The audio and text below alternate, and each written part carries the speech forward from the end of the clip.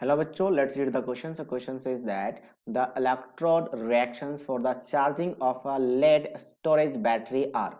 So these are the reactions that is given for the charging of the lead storage battery.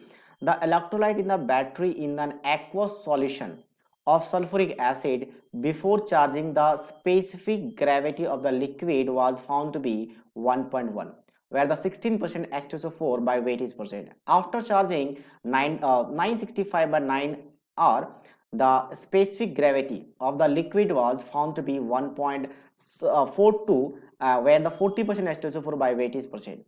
If the battery contained 2 liter of the liquid and the volume remained constant during the charge, the average current used for the charging the battery is. Basically question में क्या बोला गया है कि आपके पास lead storage battery को charge करने के रिएक्शंस गिवन है और साथ साथ में स्पेसिफिक ग्रेविटी इनिशियली गिवन है, और जब स्पेसिफिक ग्रेविटी 1.1 है उस टाइम 16% H2SO4 था बाय वेट, और इतने घंटे चार्ज होने के बाद स्पेसिफिक ग्रेविटी चेंज हो चुका है इस वैल्यू से, और उस टाइम H2SO4 कितना परसेंट है, क्योंकि बेसिकली यहाँ पे देखो तो सल्फेट बन रहा है, सल्फेट बन रहा है मतलब H2SO4 एक तरीके से एसिड बढ़ रहा है, तो कंसंट्रेशन बढ़ रहा है, और 2 लीटर आपके पास लिक्विड है जिसका वॉल्यूम फिक्स्ड है, आपके पास कांस्टेंट है, तो इतने टाइम में जब चार्ज किया गया तो कितना करंट पास किया गया ये आपको निकालना है। तो एक काम करते हैं सबसे पहले कि इनिशियल मास H2SO4 का कितना वो निकाल लेते हैं। Initial mass of H2SO4, mass of H2SO4, तो इनिशियल मास कितना है, मास कैसे निकालेंगे, तो बेसिकली मास निकालने के लिए हम क्या करते हैं 16% है, तो 16% मान लेते हैं। अब 16% क्या बाय मास, ठीक है, किस वैल्यू का, तो जो आपके पास सॉल्यूशन का मास होगा तो उसका मास कैसे निकालेंगे, तो स्पेसिफिक ग्रेविटी गिवन है, स्पेसिफिक ग्रेविटी निकला है हमें, ठीक है। So just 1 minute, let me erase this specific gravity.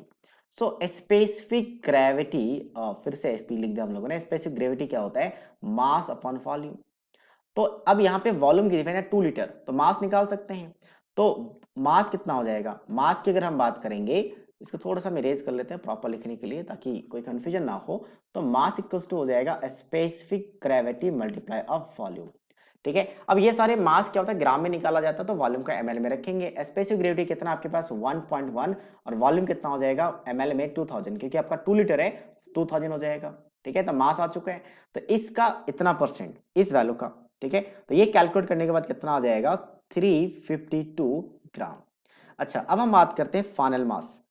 Final मास जब चार्ज हो चुका है तो उस टाइम मास कितना है, तो फाइनल मास की बात करें तो H2SO4 का फाइनल मास कितना होगा, उस टाइम 40% है, तो 40% किसका, सॉल्यूशन के मास का।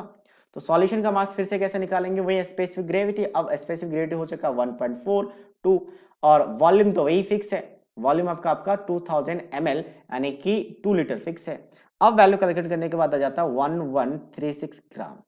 तो कितना मास इंक्रीज हुआ वो निकाल सकते हैं, या फिर ये निकाल सकते हैं एन इक्विवेलेंट H2SO4 का कितना मास, क्योंकि कितना मास डिपॉजिट हुआ वो पता कर सकते हैं, यानी कितना चार्ज करने में हमने मास इंक्रीज किया, तो वो कैसे निकालेंगे। So that is equal to, फिर एन इक्विवेलेंट निकालना है तो जितना मास इंक्रीज हुआ वो वैल्यू लिख लेते हैं, कितना equivalent mass number of moles increase हुआ है, तो इनको सब्ट्रैक्ट करके इसका मोलर मास लिख लेते हैं। मोलर मास कितना होता है इसका 98, ठीक है, H2SO4 का।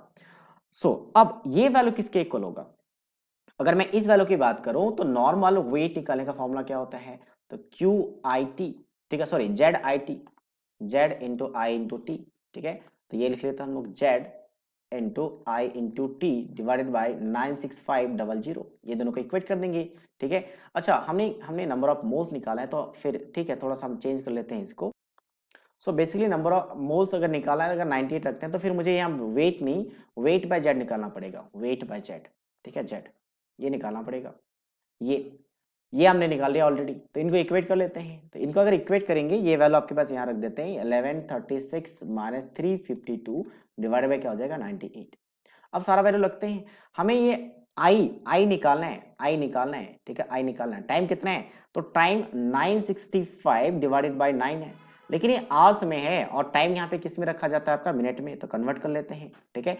तो आवर्स सॉरी सेकंड में, तो आवर्स को सबसे पहले मिनट में कन्वर्ट करेंगे, तो मिनट में कन्वर्ट करने के लिए हम क्या करते हैं 60 से मल्टीप्लाई करते हैं, और फिर मिनट सॉरी आवर्स, आवर्स है ना, तो आवर्स को मिनट में कन्वर्ट किया और फिर 60 से मल्टीप्लाई करेंगे तो सेकंड में आ जाएगा, तो 3600 मल्टीप्लाई हो जाएगा, तो 3600 को मल्टीप्लाई कर दिया, और ये इक्वल हो जाएगा इसके वैल्यू, यानी 1136 माइनस 352 डिवाइडेड बाई 98, और इस वैल्यू को हम इधर मल्टीप्लाई कर लेते हैं 96500।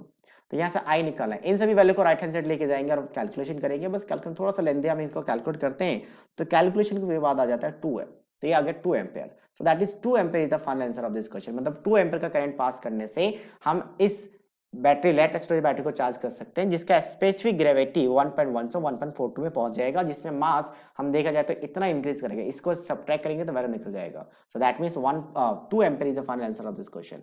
सो I hope you understood it well. All the best.